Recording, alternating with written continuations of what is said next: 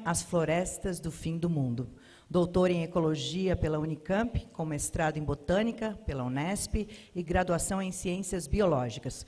Pesquisa Ecologia de Ecossistemas Florestais e Savânicos, com foco em distúrbios, restauração ecológica e funcionamento de comunidades vegetais. Atua principalmente na Amazônia e no Cerrado. Seja bem-vindo, André Guilhes. Pode subir ao palco.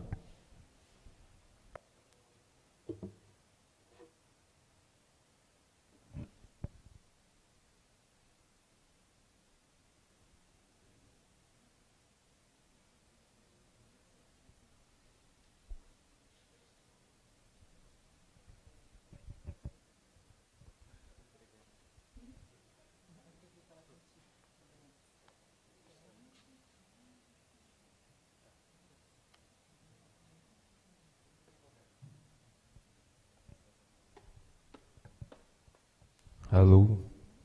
Funciona. Legal. É um prazer estar aqui no evento. Acho que antes até de aparecer aqui, eu fui acompanhando como foi a semana. Foi uma discussão bem intensa e a gente vai olhando o que todo mundo está trazendo. E achei muito legal a iniciativa e todo mundo que passou por aqui. Então espero contribuir também um pouco para esse diagnóstico e essa visão que a gente está discutindo durante essa semana. Bom, como me apresentaram, meu nome é André e eu vim contar um pouco aqui sobre as florestas do fim do mundo. E acho que isso pode ser um título um pouco curioso, ou na realidade, quando eu olho para ele, eu fico pensando, por que eu dei esse título? E daí eu lembrei que, na realidade, esse título veio na minha cabeça, ou veio na ideia, quando me convidaram para fazer parte do evento. Eu pensei comigo, olha, eu trabalho com florestas, com restauração, e o público vai ser amplo, o que eu posso falar? E daí eu pensei no que eu poderia falar e contribuir, e daí me pediram um título. E daí eu estava todo aperreado em outro país, num congresso, e eu lembrei de um amigo meu, eu sou amigo dele, mas ele não sabe que eu sou amigo dele, que é o Ailton Krenak, e que ele, quando surgiu aquele título famoso, que é Ideias para Adiar o Fim do Mundo, ele trouxe esse título também numa ideia instantânea, quando pediram para ele, Krenak, a gente precisa de um título para sua palestra. Daí ele falou assim, sei lá, coloca qualquer coisa aí, Ideias para Adiar o Fim do Mundo. E estourou conforme tem essa visão dele, esse livro. Então, inspirado também nessa virada biocêntrica, nada mais justo do que eu parafrasear um pouco ele aqui e trazer esse título como As Florestas do Fim do Mundo. Foi um pouco dessa ideia. Mas eu não vou contar a história do Krenak, nem a história minha, eu vou contar um pouco das histórias de florestas, e vocês vão entender o porquê do fim do mundo. Segundo para ele, a gente já está vivendo o fim do mundo, e para os indígenas começou isso desde quando houve a invasão, né? E, ao contrário também do que pode parecer, eu não vou falar aqui de ideias extremamente tecnológicas para criar novas florestas ou criar tecnologias que já existem, como, por exemplo, um amigo meu falou assim, ele era da área do direito, um dia a gente discutindo num bar, ele me perguntou, cara, vocês são dessa área ambiental, área de construir coisas, pensar no meio ambiente, por que vocês não criam uma tecnologia que vai ser a solução da crise climática? Uma que pega o CO2 da atmosfera e joga oxigênio. Eu falei assim para ele, nossa, perfeito. Eu vou te contar que essa tecnologia já existe, ela se chama árvore, e o conjunto de árvores se chama floresta, e é muito mais ancestral do que a gente. Então, eu não vou falar sobre árvores que vai surgir na COP, como essa árvore que começaram a implantar árvores, não vou falar das árvores de Singapura, porque eu vou contar essa história aqui. Isso é uma floresta, e apesar de não ser, ela tem até um efeito que não estava antes, mas ó, apesar de não ser uma coisa tão cinematográfica como aparece na BBC ou na NetGeo, isso é uma paisagem que, desde pequeno, é a paisagem que eu convivo. Eu sou biólogo, mas antes de ser biólogo eu era criança, e sendo criança eu ficava andando em toda essa paisagem, principalmente no interior de São Paulo. Acredito que aqui no interior de Santa Catarina tem algo em comum também, que é uma paisagem que está extremamente fragmentada, e as florestas que a gente olha na realidade são dessa forma aqui. Tem esse aspecto de fora, é difícil de entrar, e quando você entra, você encontra esse emaranhado de cipós, trepadeiras. Eu, na minha ilusão de assistir todo dia, no domingo, né, a TV Cultura, achava que dentro dessa floresta eu ia encontrar vários animais, vários mamíferos, árvores gigantescas, e eu passava alguns dias andando ali, me sentindo o maior explorador da face da Terra, e não encontrava nada. mas de fato elas são florestas. Elas possuem árvores, possuem o que a gente chama de dossel, que é quando se fecham as copas, e possuem todos os estratos que uma floresta precisa ter. Só que só depois de 15 anos que eu me formei em biologia, fiz mestrado e doutorado com esse assunto, eu fui entender o que aconteceu ou qual que é a história dessas florestas na maioria dos fragmentos que existem na Mata Atlântica. Essa sim é uma coisa mais televisionada, um pouco melhor, vai com certeza aparecer na BBC, que é essa floresta que a gente conhece, onde eu tenho árvores assim, maior que 30 metros de altura, eu tenho um extrato herbáceo muito rico, ou seja, tem muitas espécies, é denso, e a gente consegue andar no meio dessa floresta tranquilamente. Ao contrário de quando eu era pequeno, eu começava a tentar pular toda hora trepadeiras e não conseguia andar. Agora, por que essa floresta existe e eu não consegui encontrar ela na minha infância, por exemplo? O que aquele fragmento que eu mostrei passou? Bom, primeiro, provavelmente o estado de São Paulo, e a gente está aqui nessa região, onde teoricamente e conceitualmente era para a gente estar dentro do que a gente chama de florestas tropicais, que por conta da precipitação e outros fatores climáticos ali, fazem com que tenha o desenvolvimento dessa produtividade alta de biomassa que é formando árvores, né? Então a gente tem essa estrutura muito conhecida, que é o dossel, árvores que são emergentes aqui, que estão além dessa camada de cobertura de telha de folhas que a gente chama de dossel, um extrato inferior, que a gente chama de subbosque, e o extrato inferior, que é muito alto e a gente consegue interpassar por ela. Isso é um modelo de uma floresta que a gente encontra em qualquer livro didático. E aí, essas são as florestas que são frequentemente encontradas nas paisagens da Mata Atlântica, principalmente. Aí a gente tem um dossel, a gente vê que é fechado, mas eu não consigo encontrar árvores de 30 metros, muito menos o que a gente chama de subbosque. Só que o que a gente precisa entender do porquê ela é dessa forma é entender primeiro que esse ecossistema aqui que a gente chama de floresta ele é extremamente dinâmico.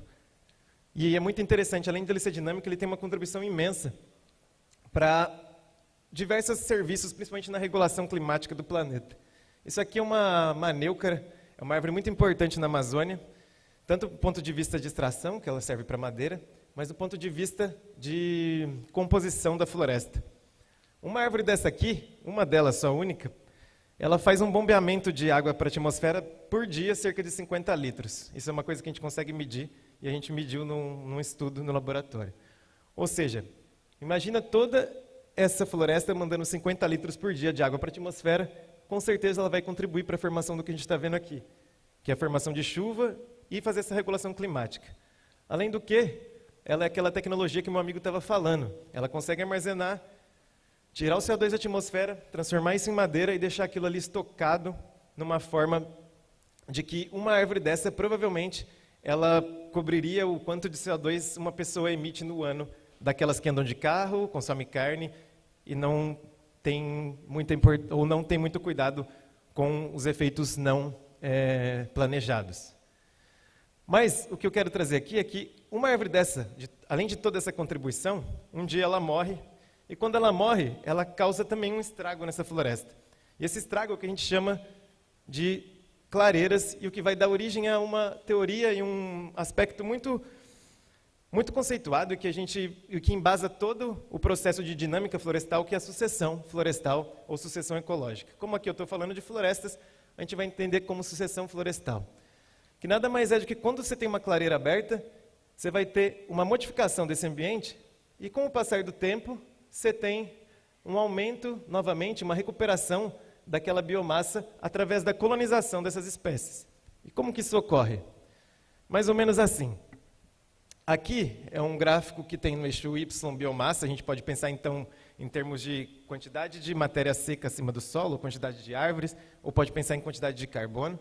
Mas a gente poderia pensar aqui também como um eixo de diversidade de espécies, número de espécies, ou até mesmo de serviços ou contribuições que essa natureza, que essa floresta está dando.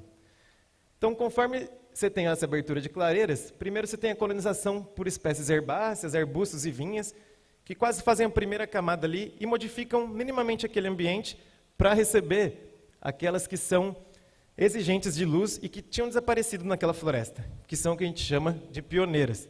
Essas pioneiras, elas são espécies muito generalistas, se dão muito bem em qualquer lugar degradado e são muito bem-vindas, gostam muito de luz. Conforme esse dossel vai fechando, esse telhado que eu mostrei para vocês, ela vai sombreando e vai permitindo com que outras espécies surjam, que são as espécies tardias, ou as espécies que são climáticas ou são de sucessões tardias, que são as secundárias. Elas são um pouco mais chatas e são um pouco mais exigentes do ambiente. Então elas não se dão muito bem em ambientes tão degradados e também não se dão muito bem com luz em excesso, porque luz em excesso também traz déficit hídrico na atmosfera. Então elas começam a surgir só lá depois de alguns anos e até com que todo o sistema tenha essa sucessão de espécies até novamente chegar numa floresta muito parecida igual àquela. Então isso é uma dinâmica de sucessão, é uma dinâmica que ocorre dentro de uma clareira e isso é muito bem conhecido. E tem esse nome principalmente porque você vai ter nessa sucessão de espécies e de estratégias ecológicas. Tá, então mas por que eu estou falando isso aqui? Por conta disso. Se a gente pegar essa floresta aqui, essa paisagem que a gente olhou, essa floresta do fim do mundo, toda vez que eu olho para ela e volto naquele meu esquema, o que eu imagino é que ela está nesse local aqui. Aí vocês devem pensar, bom, é porque faltou tempo para ela. Já já ela vai conseguir voltar e ser aquela floresta igual aquela floresta televisionada que a gente consegue ver. Todo ano que eu passo aqui, isso continua do mesmo jeito e depois eu vou contar um pouquinho mais o que acontece ainda mais com ela. Por que então ela não está dessa forma aqui? Ou, no caso, por que tudo não está dessa forma, como se fosse uma floresta que a gente conhece televisionada e madura? Não é simplesmente porque ela está num estágio inicial, ou um estágio que acabou de ser aberto uma clareira ou acabou de ser colonizado o local. Essa floresta aqui, eu vejo ela já há 15 anos. Então, provavelmente, ela é para estar de outra forma. Existem duas coisas que influenciam esse processo que precisa existir para que uma floresta que está regenerando não pare aqui e fique no que a gente chama de sucessão aprisionada ou estagnada. A primeira delas é, da onde surgem aquelas espécies que não existiam ali, por exemplo, aquelas que precisam de luz? Provavelmente elas ficam com sementes dormentes no solo, que a gente chama de banco de sementes. Quando abre uma clareira, ela consegue voltar, rebrotar e criar essa nova colonização. E da onde vem aquelas outras que foram ou perdidas ali por conta da abertura de clareira, ou por conta de que uma área que foi desmatada? Provavelmente elas vêm de florestas ao redor, que vão jogar sementes para aquele local para que elas desenvolvam. Ou seja, essas que são mais especialistas e secundárias, elas vão precisar desses fragmentos ao redor. E outra coisa, lembra que eu disse para vocês que eu andava naquele lugar e não conseguia enxergar uma cutia, uma anta, agora eu consigo enxergar tucanos lá, mas é que boa parte dessas sementes, dessas florestas maduras, ou dessas florestas aqui que estão bem televisionadas, aquelas bonitas que a gente viu, elas dependem desses animais dispersores. E se a gente tem esse processo de esvaziamento de floresta, que é algo muito comum naquela região e também em outros locais da Mata Atlântica, dificilmente toda essa sucessão unidirecional que a gente vê para ficar uma floresta madura vai ocorrer. Isso aqui é uma coisa muito legal, que é um GIF de 2 lugares aqui em Florianópolis. Um é o Morro do Assopro e o outro é a Lagoa do Peri. Ele vai passar de novo. Esse é o Peri em 38, esse é o Peri em 57 e esse é o Peri em 25. Não está dando para ver muito bem o contraste, mas vocês vão ter que acreditar em mim. Esse é o Morro do Assopro em 38, 57 e em 25. O que mudou ali claramente? A quantidade de florestas. Concordam? Isso dá 2 impressões para a gente. Quando a gente anda lá no Peri, a gente fala, nossa, Florianópolis tem um monte de florestas. E sim, tem um monte de florestas, isso é ótimo. Só que o que a gente não sabe, o que aconteceu é que essas florestas, um dia, elas já foram desmatadas e eu tenho certeza mais do que uma vez elas foram cortadas. E não foi ninguém ali plantar árvorezinhas, em termos de ser humano, para que essa floresta voltasse. Esse processo aconteceu através dessa regeneração natural, através dessa sucessão que eu mostrei para vocês. E por que ela aconteceu principalmente? Porque se a gente olhar aqui, mesmo com o desmatamento que ocorreu com essas áreas abertas, eu sempre tinha áreas nucleares ou áreas próximas centrais que permitiam com que, olha lá, essa foto mostra isso, que permitiam com que isso avançasse dentro dessas áreas desmatadas. Então, 70 anos depois, a gente consegue ter uma floresta com um grau de qualidade razoável, porque eu tinha mantido áreas núcleos ou áreas com florestas ainda, que a gente chama de floresta madura ou floresta conservada, naquele local. Beleza? Outra coisa que foi importante nesse processo aqui em Florianópolis foi isso aqui. Isso é uma área desmatada na Amazônia, um campinho de futebol, vai virar uma roça. Mas, com plena certeza, isso aqui foi só cortado, não foi queimado ainda. Se eu largar isso dessa forma como está, em menos de 20 anos, essa floresta acaba voltando muito parecida com o que a gente está vendo do lado. Por quê? É a mesma coisa que aconteceu com o Peri. Se eu tenho florestas conservadas ao lado, pelo menos a gente tem um número mágico de 150 metros, ela não pode estar muito distante disso. Esses propágulos vão acabar chegando aqui nesse local. E outro efeito, eu não tive nenhum histórico muito intensivo de uso do solo anteriormente aqui nessa área. O que isso quer dizer? Por exemplo, essa sucessão ocorrer também dessa forma que a gente conhece, ela vai depender desse fator aqui que a gente conhece, que é o que ocorreu naquela área. Provavelmente ali na Lagoa do Peri e no Morro do Assopro, eu não tive agricultura pecuária intensiva, não tive nenhuma agricultura com maquinário, provavelmente foram pequenas roças que foram desmatadas e de uso local, o que fez com que ainda o solo e todo esse processo que a gente conhece tivesse o mínimo de preservação para conseguir receber novos propágulos e retomar essa sucessão. Que é muito diferente dessa paisagem aqui que a gente está vendo. Por exemplo, apesar de eu ter esse fragmento de floresta aqui, se eu tirar toda essa boiada e isolar a área, mesmo assim, eu tenho mais de 10 anos de pastagem aqui, muito dificilmente essa floresta vai conseguir voltar próxima ao que era antes. Então, o que acabou acontecendo? Qual que é a hipótese minha, depois de muito tempo olhando para esse fragmento? Primeiro, vamos olhar ele de outro lado. Esse é ele visto de cima, num satélite, outra foto.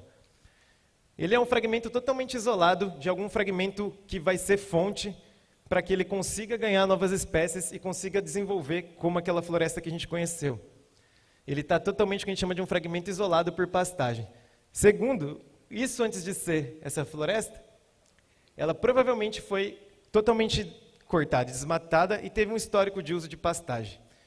Ou seja, para eu ter uma sucessão de qualidade, eu vou ter que saber o que aconteceu naquilo anteriormente, eu vou ter que provavelmente ter áreas conservadas ao lado, para conseguir ter um fragmento florestal com alguma qualidade e não virar aquela coisa de fim de mundo, como eu mostrei para vocês.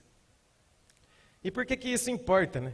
Bom, posso ter aquele fragmento daquela forma e estando verde está bom. Aparentemente, as florestas estão sendo prometidas para salvar a gente dessa crise toda, né? Tanto para estocar carbono, que isso pode sair pela culatra fatalmente, tanto para contribuições que ela pode dar para a gente, que é, por exemplo, o quanto de água ela está mandando para a atmosfera, ou ela causa de regulação climática, o quanto de CO2 aquilo estoca, e outras contribuições, como, por exemplo, própria matéria-prima ou matéria de produtos florestais não madeireiros. Só que essa floresta, frente ao que vai acontecer daqui para frente agora, se ela estiver nesse estado muito parecido com essa, muito provavelmente todas essas contribuições delas estão também comprometidas. Porque um dos componentes que sustenta essas contribuições é a biodiversidade, ou a quantidade de espécies que estão ali interagindo naquele local, que é o que mostra esse círculozinho. E nisso, eu nem estou falando de florestas que estão íntegras e maduras e que passaram por algum processo de distúrbio, que cada vez vai ser mais recorrente no que a gente chama de antropoceno. Aqui tem um exemplo de fogo em floresta, e aqui é basicamente o que sobra depois de uma queima.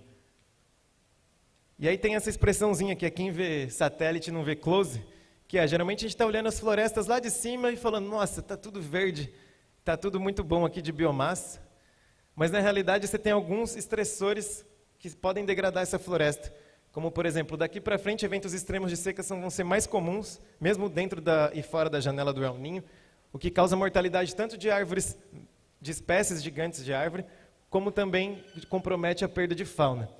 Outro efeito muito grande é quando eu fragmento essa floresta, ao contrário da Amazônia lá que eu tenho áreas contínuas, quando eu começo a fragmentar, eu começo a ter esse efeito de borda, que é cada vez essa floresta vai perdendo a borda, por conta desse efeito de ter espécies que vão crescer mais rápido, que morrem mais rápido, eu vou perdendo o tamanho desse fragmento, como o que aconteceu, por exemplo, em muitos fragmentos no interior do estado de São Paulo. E outras que são mais silenciosas, como por exemplo, extração de madeira lentamente, que também degrada a floresta. Isso aqui é um dado interessante que mostra, já que estamos tanto precisando das florestas para salvar a gente, a recado é também que a gente precisa olhar elas com cuidado para tentar salvar elas em alguma parte. Por quê? Tem um monte de seta, parece uma confusão, mas acompanha comigo na fala que vai ser simples. Vamos olhar só para esse lado. Isso aqui é um trabalho que analisou torre de fluxo na Amazônia. Torre de fluxo vai fazer o balanço de carbono da atmosfera, que é o quanto está entrando e o quanto está saindo dentro da floresta. A Amazônia era conhecida basicamente como um sumidouro, ou de estocar carbono, então precisava manter ela em pé, e sim, ainda precisamos manter. Mas o que acontece vamos olhar a ALF, que é Alta Floresta, e SAN é Santarém, Amazônia Oriental e Norte do Mato Grosso. Aqui a setinha laranja tem aumento de desmatamento, em 26% aqui e 31% aqui. Aqui é precipitação. Aqui você tem uma diminuição de precipitação em 24% e 34% em Santarém. E a temperatura é a branca, você tem um aumento de temperatura. Todos esses estressores que estão ocorrendo ali dentro da floresta madura, ou seja, eu não estou com aquela floresta feia e regenerando, que está uma paisagem como mostrei para vocês. É uma floresta que aparentemente era para ter árvores de 30 metros, ter um subbosque bom e um dossel ótimo. Só que, mesmo assim, o que eles acabaram percebendo? Que essas partes, por conta dessas modificações, estão funcionando como fonte de carbono para a atmosfera. Ou seja, você pode ter o que a gente vê, um total de fluxo de carbono no azul, e o quanto esse fluxo é por conta de queima, e o quanto ele é por conta de decomposição, por exemplo. Então, conforme eu vou tendo essa degradação silenciosa, eu também vou expor na floresta outros distúrbios, como, por exemplo, o fogo, que vai fazendo com que algo que era para ser um sumidouro acaba sendo fonte de carbono. Então, por isso que eu digo que elas estão para salvar a gente, mas a gente também precisa olhar para elas, porque a gente está transformando ela em algumas outras coisas que não vão ajudar. Aqui, como última parte, a gente pode olhar um fogo que assolou as florestas ribeirinhas que existem no Parque Nacional da Chapada dos Veadeiros. E fogo, geralmente, ocasiona isso em florestas, uma sucessão aprisionada daquela que a gente viu, que vai ficar 10 anos daquele jeito e não vai voltar a ser o que era antes. Então, isso aqui foi tomado por uma samambaia, que chama Pteridium, e mesmo aqui nessa foto, depois de 4 anos, a gente consegue ver aqui todos os paliteiros, que são as árvores mortas e caídas, e uma massa verde clara, que é basicamente essa samambaia que tomou o local. Esse local que a gente chama de sucessão aprisionada. Isso não vai conseguir ir para frente se a gente não fizer uma coisa que é restaurar esses ecossistemas. E aí que surge também essa ideia de que essa década que a gente entra, de 2021 até 2030, é chamada década da restauração, que vai estar focada em reverter essa degradação desses ecossistemas. Então, a restauração, sim, ela é um caminho muito importante para conseguir modificar essas paisagens e contribuir para a biodiversidade naqueles locais. Mas aqui tem alguns alertas, como, por exemplo, o que a gente faz geralmente na restauração? A gente segue o princípio conceitual e científico da sucessão ecológica para conseguir, ou para começar o processo de sucessão, principalmente plantando pioneiras e algumas espécies que crescem muito rápido. E aí a gente vem aqui com um olho mágico, lá para os 5, 10 anos, e fala assim, bom, aquilo foi restaurado. Completamos nossa missão de restaurar o ecossistema. Lembra do que precisava para ter boas florestas de qualidade, de fragmento conservado do lado, e de histórico de uso, e de fauna, e de animais circulando? Se a gente não garantir isso, mesmo para restauração, a gente vai ficar nesse sistema circular aqui, aprisionado, do mesmo modo como aquela floresta do fim do mundo que a gente viu. Então, esse olho mágico aqui, a gente tenta diminuir essa incerteza. Como? Geralmente fazendo um planejamento de restaurar em locais onde eu tenho uma paisagem, ou restaurar a paisagem como um todo, e não fragmentos apenas isolados. Então, a restauração, sim, é uma saída, e antes de ser uma saída, ela precisa entender que o que está em pé precisa ser conservado para essa restauração dar certo. A restauração não vai salvar o mundo estocando o carbono que ela é possível estocar, mas ela pode contribuir muito para essa mitigação. Tudo bem? E aí, aqui alguns recados finais e alertas, apesar de eu não ter falado sobre isso, mas é que eu guardo ecossistemas abertos no meu coração, e eu não posso deixar de comentar, que é, reflorestar, que é plantar árvores, ela não deve ser feita em todo lugar, ela pode ser prejudicial para ecossistemas abertos. Você tem a nossa restinga aqui, herbácea e arbustiva, que árvore ali é um grande distúrbio para modificar o sistema de drenagem da restinga e também perder espécies pelo sombreamento. Beleza. O mesmo para savanas e áreas abertas. Você tem uma biodiversidade incrível e gigantesca e a dinâmica desses ecossistemas abertos são diferentes do que um ecossistema florestal. A segunda reflorestar com espécies exóticas não significa recuperar a biodiversidade. Como eu disse para vocês, biodiversidade é um dos pilares para sustentar a resiliência daquela floresta, para que daqui para frente, com esse monte de evento extremo que vai acontecer, a gente tenha um mínimo de, o máximo de certeza e o mínimo de incerteza de que aquilo vai conseguir se auto-recuperar minimamente. Quando eu refloresto com espécies exóticas, principalmente algumas que podem ser até invasoras, eu posso estar fazendo uma coisa que é só revegetar, mas eu não estou retomando aquelas funções e não estou conservando a biodiversidade daquele local.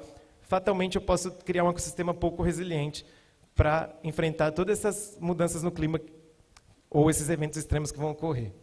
E por último, eu sou um defensor da agrofloresta, esse é um tema polêmico. Eu acho que tem que ter agrofloresta para pequenos agricultores, tem que recuperar a APP e reserva legal com isso, mas ela não pode ser uma solução única. Eu não posso chegar numa unidade de conservação que eu preciso o quê? Conservar a biodiversidade e falar, bom, aqui eu vou plantar uma agrofloresta e fazer com que isso seja integrado naquele local. Primeiro, a agrofloresta geralmente são florestas, elas não devem ocorrer em locais que não são florestais. Em áreas que são florestais, se aquele local é para conservar a biodiversidade, é preciso repensar de que forma eu vou fazer uma restauração ecológica de fato, que é recuperar a biodiversidade, as funções daquele ecossistema e fazer com que ele consiga ter minimamente uma resiliência. É diferente de uma restauração produtiva, como um SAF, ou Sistema Agroflorestal. E aí, um recadinho para o fim do mundo.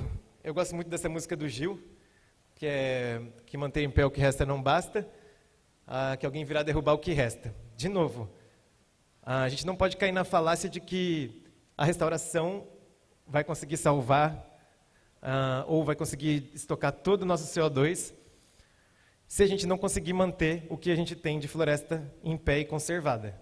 Então, realmente, manter em pé o que resta não basta, mas é preciso fazer. E eu concordo com o Gil que a gente tem que convencer quem devasta para respeitar o que já está dentro ali, conservado e em algum grau de qualidade, cumprindo uma função muito importante de regulação climática, estocar carbono, conservar a biodiversidade e fornecer também produtos não madeireiros e madeireiros para toda a humanidade. Comecei com ela e daí esqueci, né? A gente sempre tenta contar uma história e vai para outro lugar. Mas essa é uma floresta que a gente vê comumente. E o que ela precisa? Muito provavelmente ela vai precisar de uma intervenção humana, que é fazendo manejo disso, enriquecer ela com algumas espécies e tentar fazer essa conexão, voltar ela com uma visão sistêmica como um todo, até voltar a espécies ou potencialmente dispersores que vão frequentar o local e fazer com que essa sucessão siga para uma floresta de maior qualidade. É isso. Espero que tenha sido uma discussão legal, tenha levado um recado para vocês para casa. Espero que também não tenha passado do tempo. Valeu.